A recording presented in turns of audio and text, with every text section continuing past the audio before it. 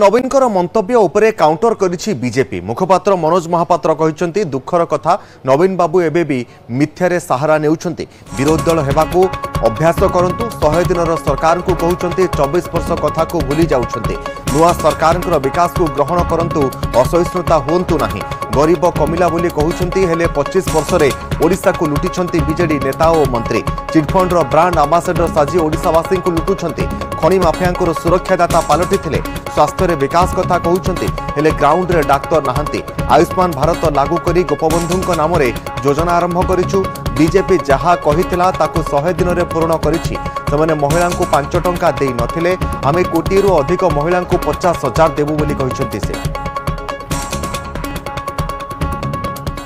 दल एबे आसिकी लोकों को आगे कुंभीर कांदना कांदुचंती जे मो सरकार कौन करिथिला एवं एबेका सरकार आमर जे मोहन बाबू सरकार कौन करिछि। अत्यंत लज्जाकर कथा नवीन बाबू आज मिछर आश्रा नहीं। प्रथमे कहले कौन मु गरीबी हटेइछि। जदि नवीन बाबू बिजू जनता दल एवं तांको नेता मानकर गट्स अछि से कहिबे जे 2000 मसीह रे जेतेबेले सरकार को आसीथिला नवीन बाबूकर सेतेबेले तळु 6टी पोजिशन ने ओडिसा रो गरीबी रो थिला।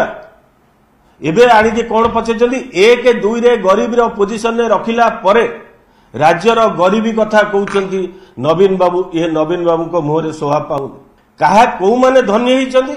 जो मानु कहउचंदी धनी होइचंतिले तांकरी दलर नेता मंत्री और जो माने तळे काम करूतिले किछि निर्दिष्ट हाथ गोडाणिया कर्मी और तांको सहित किछि अण ओडिया ऑफिसर एही माने ओडिसा को शोषण करथिले जहा पर कि ओडिसा आज एही बड़ी पोजीशन न अछि। स्कूल तो शिक्षक नथिले 10,000 स्कूल बंद कर देवार मसुदा करथिले नवीन पटनायक ताकू मध्ये लोकଙ୍କୁ जणेबा उचित।